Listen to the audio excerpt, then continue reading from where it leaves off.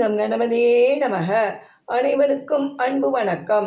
இதுவரை நீங்கள் என் சேனலை சப்ஸ்கிரைப் செய்யவில்லையே என்றால் உடனே சப்ஸ்கிரைப் செய்து கொள்ளுங்கள். அப்பொழுதுதான் நான் போடும் முக்கிய தகவல்கள் உடனுக்குடன் உங்களுக்கு கிடைக்கும். காரில் தங்கள் அம்மா அப்பாவை காண கிராமம் சென்று கொண்டு இருந்தனர். அனு, அருண், மகன் அரவிந்த், தங்கை பவித்ரா, அவள் கணவர் பாலா, குழந்தை பரத். வழியில் குளத்தில் வாத்துக்கள் நீந்திக் கொண்டு இருந்தன. அதை பார்த்ததும் அருணுக்கு மலரும் நினைவுகள் வந்துவிட்டது. தானும் தங்கை பவித்ராவும் சிறு பிள்ளைகளாக இருக்கும்போது அழுது கொண்டிருந்தால் அப்பா ஆறுமுகம் தங்கள் கையில் வாத்து பொம்மை கொடுத்தால் உடனே அழுகை நிறுத்தி சிரித்து விடுவார்கள். இதை நிறுத்து கொண்டிருக்கும் போதே திடீரென்று கால் நின்று விட்டது.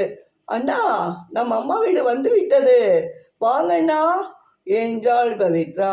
வாங்க வாங்க, எல்லோரும் நலமா என்று கேட்டனர் அப்பாவும் அம்மாவும். ஆமாங்கம்மா, எல்லோரும் நலம்தான் என்று சொல்லி முடிப்பதற்குள் பவித்ராவின் மகன் பரத் அழத் தொடங்கி விட்டான். பரத் அழத் ஆரம்பிச்சா 6 மணி நேரம் அழுவான் என்றான் அருண். இதோ நான் வரேன் என்று உள்ளே சென்ற ஆறுமுகம் வாத்து பொம்மை கொண்டு வந்து பரத் கையில் தந்தார். அதை பார்த்தவுடன் பரத்தின் அழுகை நின்றுவிட்டது.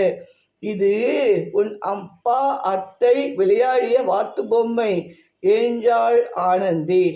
ஆமாங்க அத்தை, இவங்க அடிக்கடி சொல்லிக்கிட்டே இருப்பாங்க என்றனர் அனுவும் பாலாவும். ஓஹோ, அப்படியா என்று ஆறுமுகம் சிரித்தார். கூடவே குழந்தை பரத்தும் சிரித்தான். நன்றி, வணக்கம்.